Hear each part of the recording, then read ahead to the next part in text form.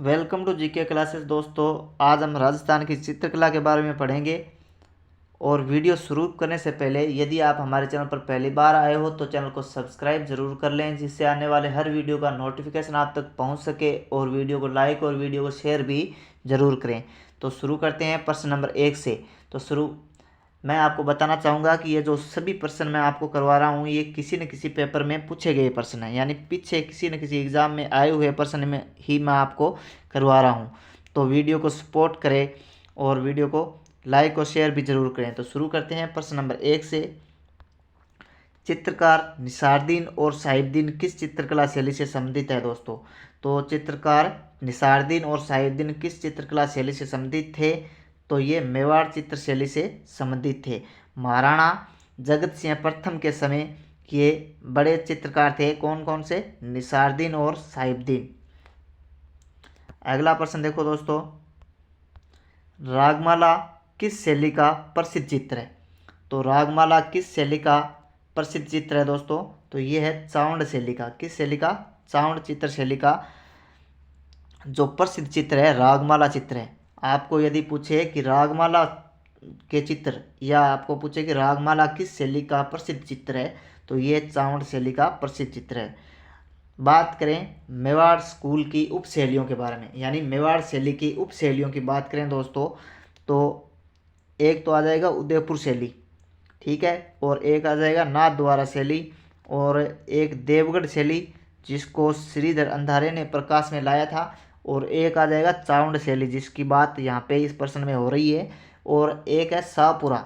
शाहपुरा भी उप शैली है मेवाड़ शैली की, ठीक है। मेवाड़ जो चित्र शैली है उसकी उप शैली का नाम भी शाहपुरा है। और सावर, सावर भी मेवाड़ चित्रकला शैली की उप शैली है। कौन सी? सावर। इसको आप ध्यान में रखिएगा। और जो चावंड शैली है और जो देवगढ़ शैली है, ये इम्पोर्टेंट उप शैलियाँ हैं मेवाड़ चित्र शैली की, ठीक है। तो इनके बारे में आप ध्यान से पढ़िएगा क्योंकि यहाँ से प्रश्न पूछे जाते हैं दोस्तों। अगला प्रश्न देखो, निम्नलिखित में से कौन राजपूताना चित्रकला के स्कूलों और उनकी शैलियों के अनुसार सही सुमेलित नहीं है?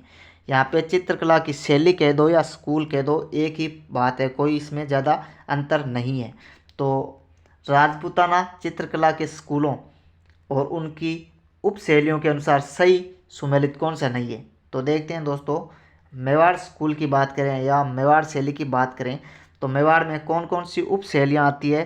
तो ऑप्शन ए देखो, नाथद्वारा मेवाड़ की उप शैली है, मेवाड़ चित्र शैली की उप शैली है। और देवगढ़ उप शैली, यह भी मेवाड़ चित्र शैली की उप शैली है, यानी मेवाड़ स्कूल से संबंधित है। तो ऑप्शन ए तो सही हो जाएगा। बात करते हैं मारवाड़ स्कूल की, तो किशनगढ़ और नागौर शैलियाँ, ठीक है, ये भी सही है क्योंकि ये मारवाड़ स्कूल की उप शैलियाँ हैं, किशनगढ़ और नागौर शैलियाँ। और बात करते हैं हाड़ौती स्कूल की, तो हाड़ौती स्कूल में कोटा और बूंदी की जो शैलियाँ हैं, चित्रकला की शैलियाँ आती है, तो ये भी सही है। बात करें ढूंढाड़ शैली में, तो दोस्तों ढूंढाड़ में चावंड और उदयपुर शैलियाँ नहीं आएगी, ये गलत हो जाएगा क्योंकि चावंड और उदयपुर जो उप शैलियाँ हैं ये तो मेवाड़ स्कूल के अंतर्गत आती है। तो यहाँ पे डी ऑप्शन जो है गलत हो जाएगा दोस्तों। बात करते हैं अपन दोस्तों मारवाड़ के जो ढूंढाड़ स्कूल के अंतर्गत कौन कौन सी उप शैलियाँ आती है? तो ढूंढाड़ के अंतर्गत अंतर्गत आती है अलवर, एक तो अलवर से उप शैली आती है दोस्तों, और एक आती है आमेर। आमेर वाली जो चित्र शैली है वह भी इस ढूंढाड़ में आती है। और जयपुर की जो चित्र शैली है ये भी इसकी ढूंढाड़ की उप शैली है। और शेखावाटी और उनियारा, शेखावाटी और उनियारा भी ढूंढाड़ स्कूल की उप शैलियाँ कही जाती है। कौन कौन सी? शेखावाटी और उनियारा। और जो उनियारा चित्र शैली है दोस्तों, उनियारा चित्र शैली एक तरफ तो जयपुर से संबंध रखती है और एक तरफ बूंदी से संबंध रखती है। तो यहाँ पे जयपुर और बूंदी की मिश्रण चित्र शैली इस उनियारा शैली को कहा जाता है, और ये खास कर ये ढूंढाड़ चित्र स्कूल के अंतर्गत आती है दोस्तों। तो इतना आपको ध्यान रखना है, और क्योंकि मैं पीछे वाले वीडियो में आपको ये वाला प्रश्न करवाया था मैंने, जयपुर और बूंदी की जो मिश्रित चित्र शैली, उसका नाम क्या था? उनियारा। और ये उनियारा चित्र शैली जो है ये ढूंढाड़ स्कूल के अंतर्गत आती है। तो इतना आप ध्यान में रखिएगा।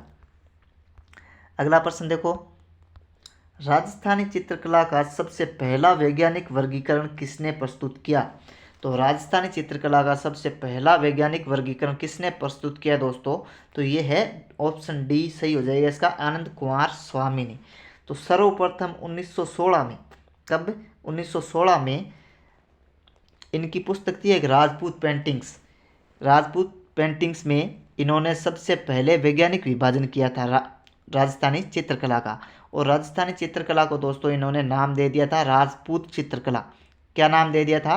राजपूत चित्रकला। और कब विभाजन किया था? राजस्थानी चित्रकला का सबसे पहला वैज्ञानिक वर्गीकरण 1916 में इनकी किताब आई थी राजपूत पेंटिंग्स। कौन सी?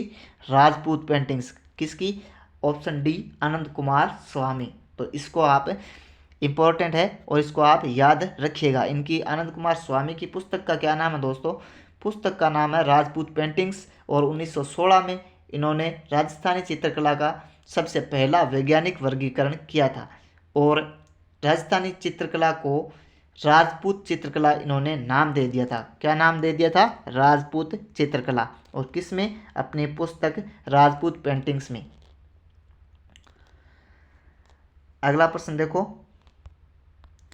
किस विद्वान ने अपनी पुस्तक राजपूत पेंटिंग्स में राजस्थानी चित्र शैलियों का वैज्ञानिक विभाजन किया था? तो ऑप्शन बी इसका सही हो जाएगा, आनंद कुमार स्वामी ने। किसने? आनंद कुमार स्वामी ने। तो मैं इस प्रश्न की जगह आपको एक दूसरा प्रश्न बताता हूँ। मेहता चमनलाल, मेहता चमनलाल एक व्यक्ति था जिसने अपनी पुस्तक थी इसकी स्टडीज इन इंडियन पेंटिंग्स। पुस्तक का क्या नाम था? Studies in Indian paintings. जिसने जो मेहता चमनलाल की पुस्तक थी, और इनको मेहता चमनलाल को शॉर्टकट में एच.सी. मेहता भी कहते हैं। कौन? क्या कहते हैं? एच.सी. मेहता। तो एच.सी. मेहता ने यहाँ पे राजस्थानी चित्रकला को एक नाम दे दिया था दोस्तों। क्या नाम दे दिया था? हिंदू चित्रशैली। इन्होंने हिंदू चित्रशैली नाम दे दिया था। जो राजस्थानी चित्रकला है ना, उसको हिंदू चित्रशैली नाम दे दिया था। किसने? मेहता चमनलाल ने। मेहता चमनलाल ने यानी एच.सी. मेहता ने। और पुस्तक इनकी कौन सी थी? स्टडीज इन इंडियन पेंटिंग्स में इन्होंने राजपूती चित्रकला को हिंदू चित्रशैली नाम दे दिया था दोस्तों। और कर्नल जेम्स टोड और रामकृष्ण दास ने राजस्थानी चित्रकला नाम दिया था।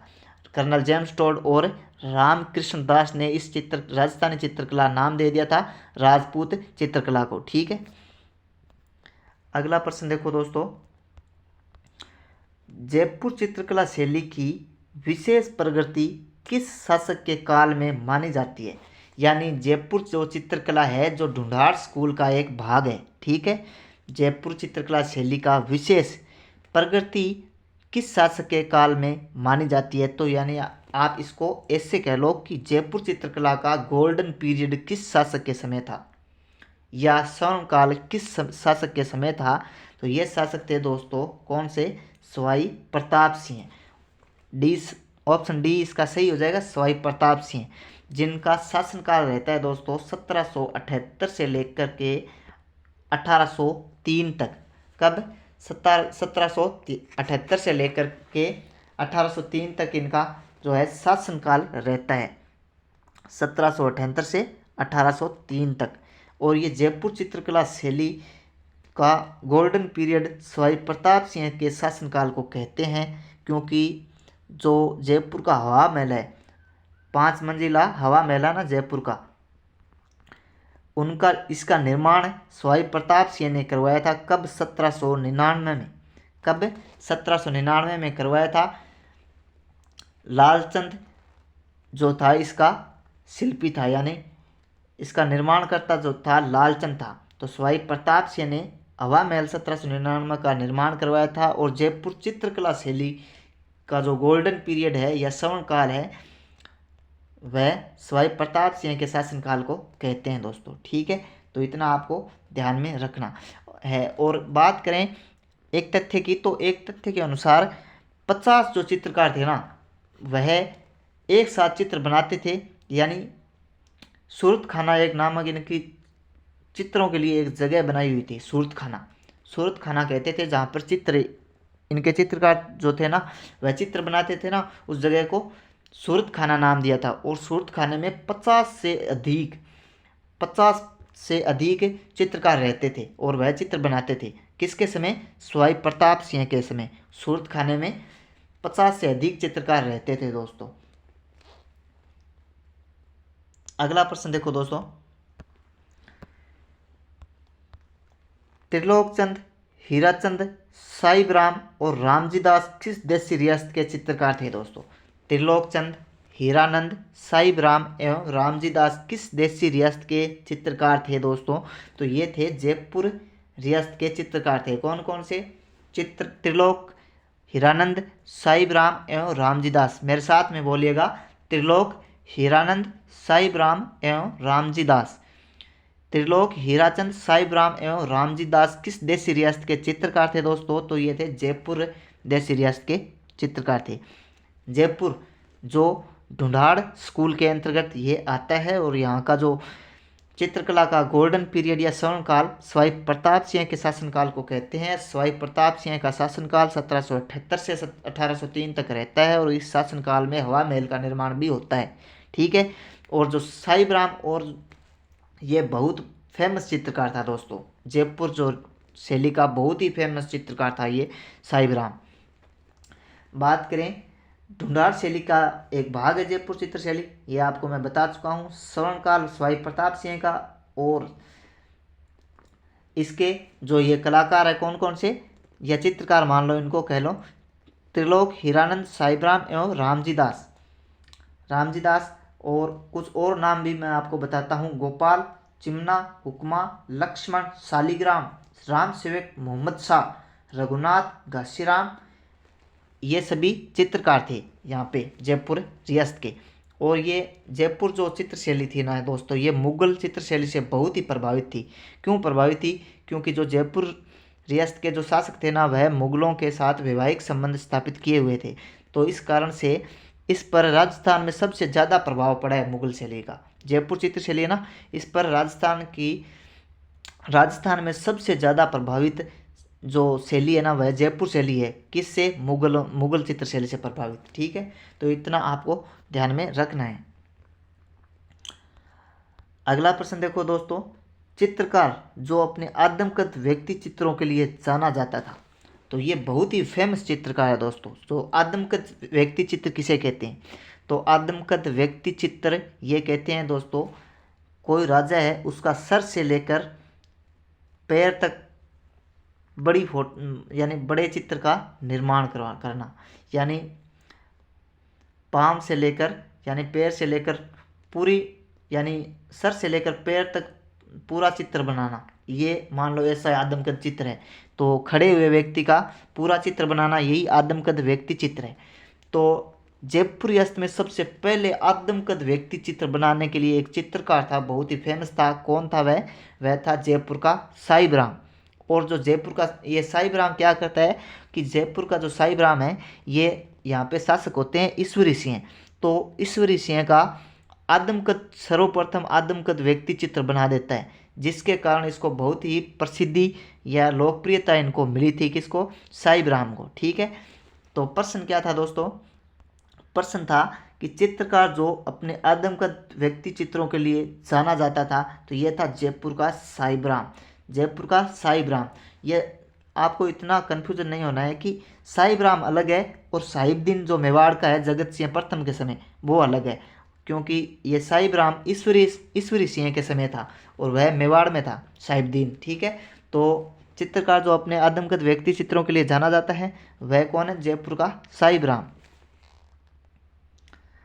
अगला प्रश्न देखो दोस्तों, निम्न में से कौन सी चित्रकला शैली मुगल चित्रकला से सर्वाधिक प्रभावित हुई? तो ये जयपुर चित्र शैली है, ये मुगल चित्र शैली से सबसे ज़्यादा प्रभावित रही राजस्थान में। तो मैं ये आपको बता चुका हूँ क्यों रही। तो क्योंकि जयपुर रियासत के शासकों का मुगलों से वैवाहिक संबंध अच्छे होने के कारण जयपुर शैली पर सबसे ज़्यादा प्रभाव पड़ा राजस्थान में मुगल चित्रकला शैली का।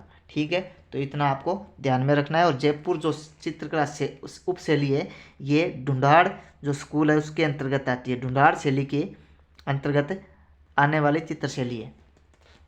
बात करें ढूंढाड़ शैली के अंतर्गत और कौन कौन सी जो चित्र शैलियाँ हैं वह आती है। तो एक तो उनियारा चित्र शैली हो गई, अलवर चित्र उप शैली हो गई, और अपने कौन सा हो गया एक अलवर और जयपुर और ये अपने उनियारा। तो इतनी जो ये उप शैली है ना, ये ढूंढाड़ चित्र शैली के अंतर्गत आती है दोस्तों। अगला प्रश्न देखो, 18वीं शताब्दी में जयपुर का प्रख्यात पोर्ट्रेट चित्रकार कौन था? पोर्ट्रेट वही आदमकद, इसको पोर्ट्रेट भी कहते हैं। तो आदमकद यानी बड़े खड़े हुए व्यक्ति का चित्र बनाना। तो 18वीं शताब्दी में जयपुर का सबसे फेमस कौन था वह चित्रकार? तो ये था साहिब राम दोस्तों, साहिब राम। और किसके समय था? तो जो ईश्वरी सिंह था ना, ईश्वरी सिंह का बहुत ही प्रसिद्ध लोकप्रिय ये चित्रकार था साहिब राम, क्योंकि ईश्वरी सिंह की जो है आदमकद चित्र बना दिया था सर्वप्रथम। तो यहाँ से आदमकद चित्र बनाने की परंपरा भी शुरू होती है। तो दोस्तों अगर आपसे पूछे कि आदमकद चित्रों की परंपरा की शुरुआत किसने की थी, तो ये साहिब राम ही है जयपुर का। जयपुर का साहिब राम था ना, ये ईश्वरी सिंह के चित्र आदमकद चित्र बना देता है, और यहाँ पे जयपुर रियासत में आदमकद चित्रों की शुरुआत करने वाला भी साहिब राम ही है। तो साहिब राम 18वीं शताब्दी में जयपुर का प्रख्यात पोर्ट्रेट चित्रकार माना जाता है। तो ऑप्शन ए इसका सही हो जाएगा।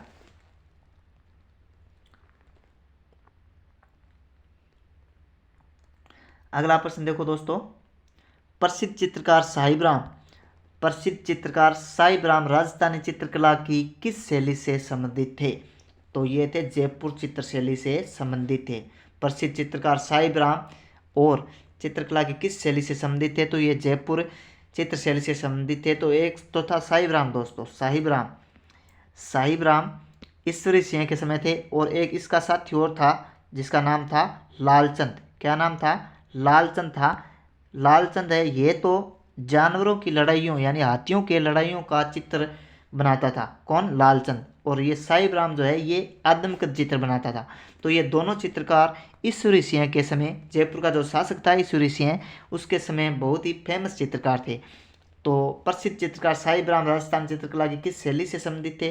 तो ये जयपुर शैली से संबंधित है, जो ढूंढाड़ शैली का उपशैली है। ढूंढाड़ शैली की उपशैली है कौन सी? जयपुर उपशैली। अगला प्रश्न देखो दोस्तों, आज का अंतिम प्रश्न है। तो प्रश्न नंबर 12, किस चित्रकला शैली में पुरुषों के चेहरों पर चोट व चेचक के दाग प्रदर्शित है? तो ये सबसे इम्पोर्टेंट है दोस्तों, किस चित्रकला शैली में पुरुषों के चेहरों पर चोट व चेचक के दाग प्रदर्शित किए गए हैं? तो ये शैली है जयपुर शैली दोस्तों।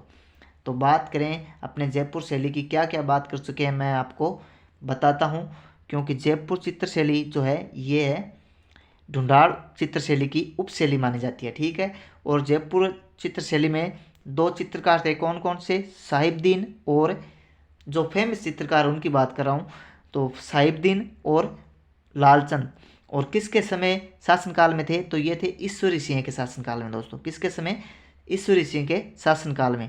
साहिबदीन ने ईश्वरी सिंह का आदमकद चित्र बना दिया था, इसके लिए वह लोकप्रिय हो गया। और जो लालचंद था ये था जानवरों की लड़ाइयों के चित्र बनाता था, ठीक है। यह बात आपको समझ में आ गई है। और जयपुर के यानी जयपुर जो चित्र शैली थी ये सबसे ज़्यादा राजस्थान में प्रभावित थी मुगल शैली से, इतना भी आपको पता होना चाहिए। और जयपुर में सूरत खाना था प्रताप सिंह के समय, स्वाई प्रताप सिंह के समय सूरत खाना था, जहाँ पर 50 से अधिक चित्रकार रहते थे, ठीक है। और एक बात मैं आपको और बताता हूँ, जो ईश्वरी सिंह था ना, ईश्वरी सिंह यह जयपुर के सूरत खाना आमेर से हटाकर जयपुर में ले आया था। आमेर से हटाकर जयपुर में स्थानांतरण कर दिया था सूरत खाना का। और बात करें इस चित्र शैली की विशेषता, तो यहाँ पर विशेषता ये है कि यहाँ पे देवताओं को यूरोपीय कुर्सियों पर बैठाया हुआ दर्शाया गया है। और जो कुरान पढ़ती शहजादी की यहाँ पे इस जयपुर रियासत के चित्रों में दर्शाया गया है, यानी जयपुर शैली में। और पुरुषों के चेहरे पर चोट तथा चेचक के दाग भी अपने जयपुर शैली में बताए यानी चित्र बने हुए हैं। जयपुर चित्र शैली की विशेषता में ये बात है कि पुरुषों के चेहरे पर चेचक व चोट के निशान बताए गए हैं और भारतीय जो हिंदू देवी देवताओं को यूरोपीय कुर्सियों पर बैठे दिखाया गया है और फकीरों को भिक्षा देती हुई स्त्री का भी यहाँ पे चित्र मिलता है। कुरान पढ़ती हुई शहजादी का चित्र भी यहाँ पे मिलता है, क्योंकि मुगल शैली का प्रभाव था। और पुरुषों के चेहरे पर चोट तथा चेचक के दाग भी दर्शाए गए हैं। ठीक है, तो ये आपको इतना पता होना चाहिए। तो धन्यवाद दोस्तों, आज के लिए इतना ही। वीडियो अगर अच्छा लगा है तो वीडियो को लाइक और वीडियो को शेयर ज़रूर करें और हमारे चैनल को सब्सक्राइब भी ज़रूर कर लें।